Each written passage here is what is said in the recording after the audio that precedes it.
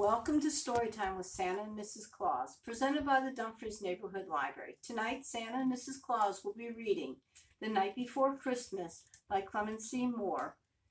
with permission of publisher Little Simon, copyrighted 2014, and Rudolph the Red-Nosed Reindeer by Robert L. May, with permission of publisher Little Simon, copyrighted 2014.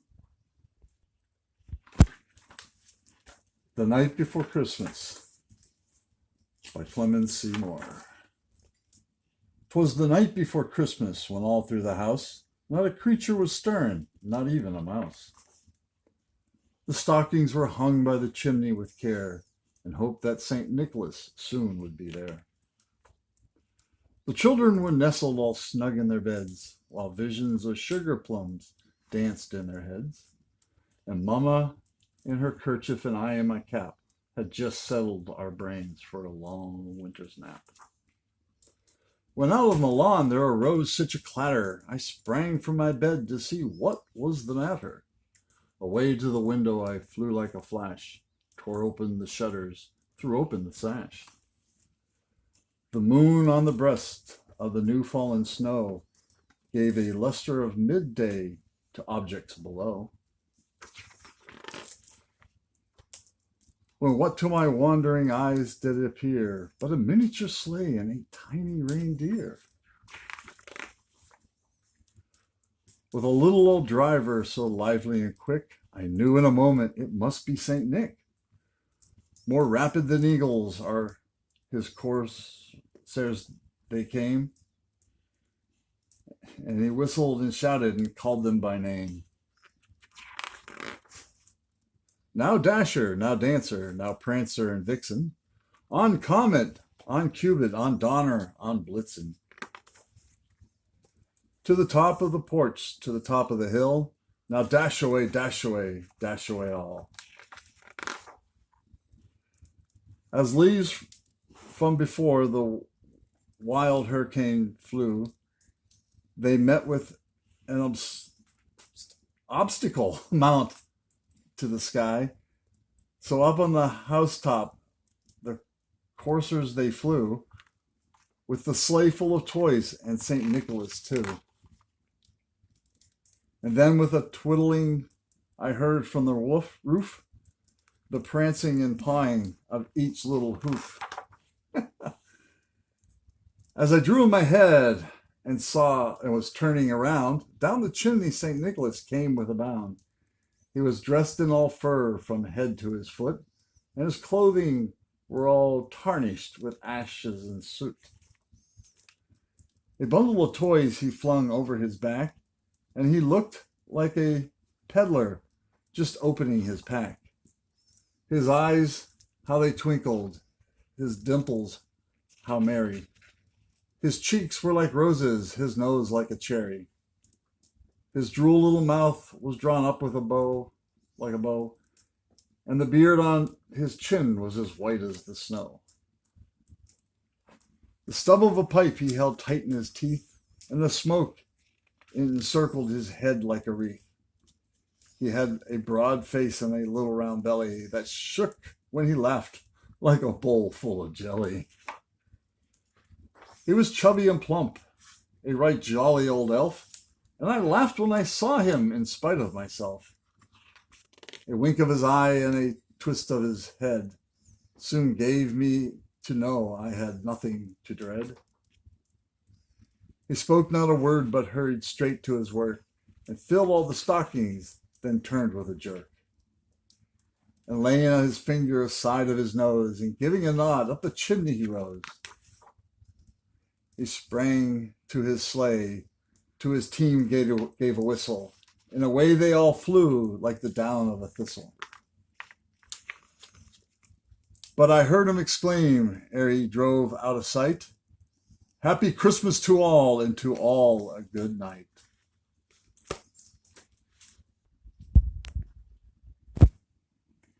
Rudolph the Red-Nosed Reindeer by Robert L. May. 'Twas the day before Christmas, and all through the hills the reindeer were playing, enjoying their spells. while every so often they stopped to call names at one little deer not allowed in the games. Ha ha, look at Rudolph. His nose is a sight. It's red as a beet, twice as big, twice as bright. While Rudolph just cried, what else could he do? He knew the things they were saying were true. Where most reindeers' noses were brownish and tiny, poor Rudolph's was red, very large and quite shiny. In daylight it sparkled, the picture shows that. At nighttime it glowed like the eyes of a cat. Although he was lonesome, he always was good, obeying his parents as good reindeers should.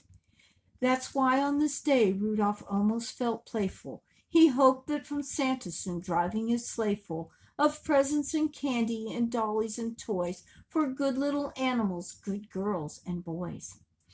He'd get just as much, and this is what pleased him, as the happier, handsomer reindeer who teased him. So as night and a fog hid the world like a hood, he went to bed hopeful. He knew he'd been good. While way, way up north on this same foggy night, old Santa was packing his sleigh for this flight. This fog, he called out, will be hard to get through. He shook his round head, and his tummy shook too. Without any stars or a moon as our compass, this extra dark night is quite likely to swamp us. To keep from collisions, we'll have to fly slow. To see where we're going, we'll have to fly low. We'll steer by the street lamps and houses tonight in order to finish before it gets light. Just think how the boys and girls' hopes would be shaken if we didn't reach them before they awakened.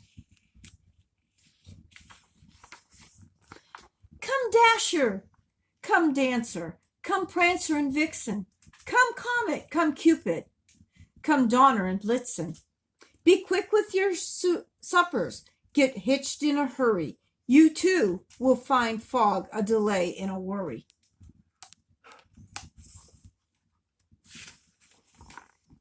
And Santa was right, as he usually is. The fog was as thick as a soda's white fuzz.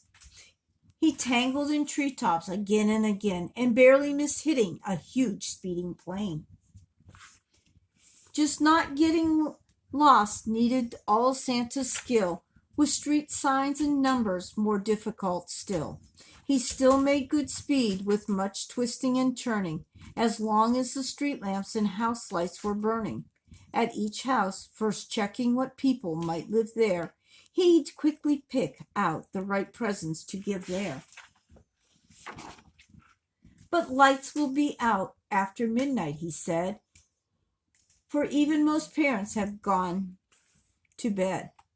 Because it might wake them, a match has denied him. Oh my, how he wished for just one star to guide him.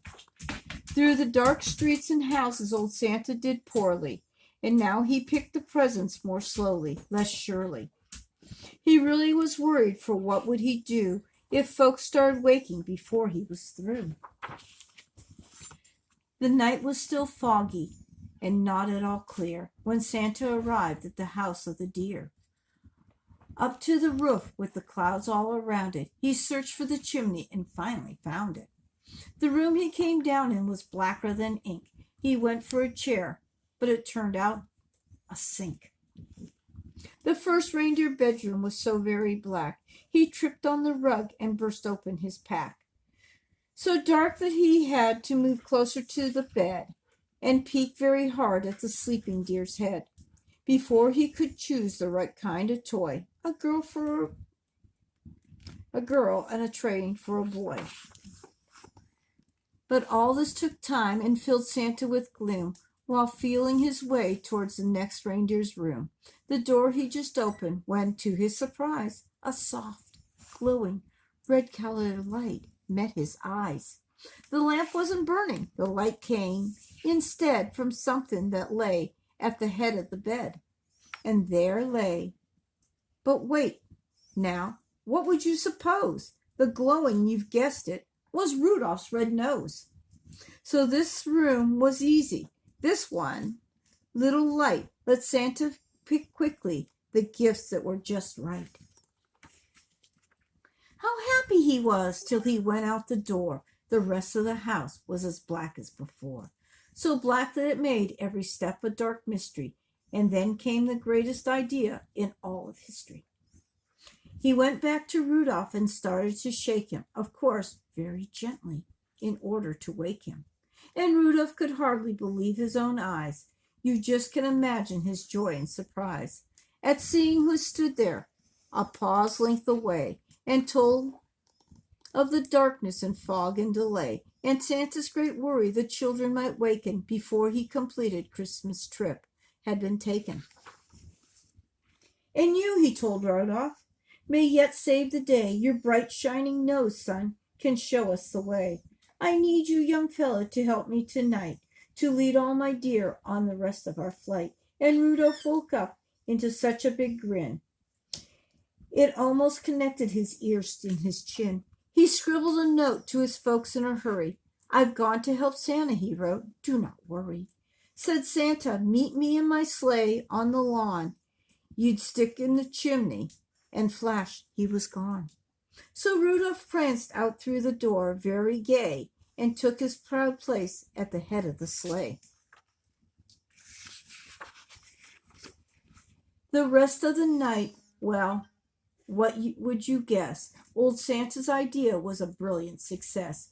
And brilliant was almost no word for the way that Rudolph directed the deer in the sleigh. In spite of the fog, they flew quickly and low, and made such good use of the wonderful glow that shone out from Rudolph at each intersection, that not even once did they lose their direction.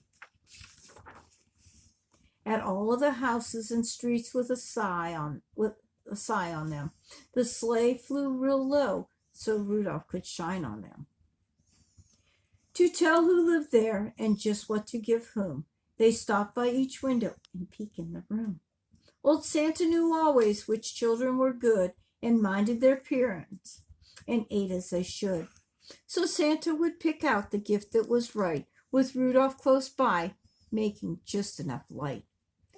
It all went so fast that before it was day, the very last present was given away, and the very last stocking was filled to the top, just as the sun was preparing to pop. The sun woke the reindeer in Rudolph's hometown. They found the short message that he had written down, then gathered outside to await his return, and were they surprised and excited to learn that Rudolph, the ugliest deer of them all, Rudolph the Red-Nosed, bashful and small, the funny-faced fella they always called names, and practically never allowed in their reindeer games, was now to be envied by all, far and near, for no greater honor can come to a deer than riding with Santa and guiding his sleigh, the number one job on the number one day. The sleigh and its reindeer soon came into view, and Rudolph still led them as downward they flew.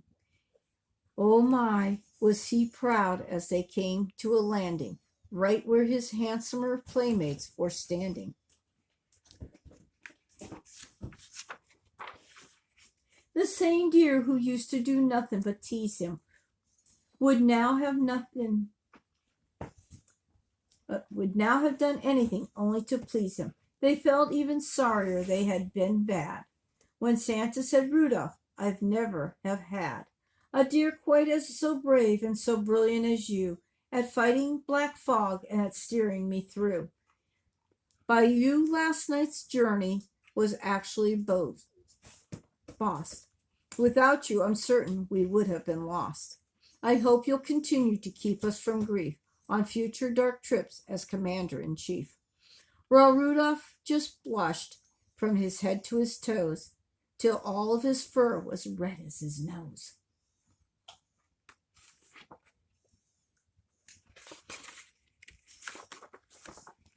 The crowd first applauded, then started to screech, hooray for our Rudolph, and we want a speech. But Rudolph, still bashful, despite being a hero, was tired, his sleep on the trip totally zero. So that's why his speech was quite short and not bright. Merry Christmas to all, and to all a good night. And that's why whenever it's foggy and gray, it's Rudolph the Red-Nosed Reindeer who guides Santa's sleigh. Be listening this Christmas, but don't make a peep, 'cause that late at night children should be asleep. The very first sound that you'll hear on the roof, that is, if there's fog, will be Rudolph's small hoof. And soon after that, if you're still as a mouse, you may hear a swish as he flies around the house and shines enough light to give Santa a view of you in your room. And when they're all through, you may hear them all call as they drive out of sight. Merry Christmas to all, and to all a good night. Merry Christmas. Merry Christmas. Merry Christmas to everyone. And to everyone a good night.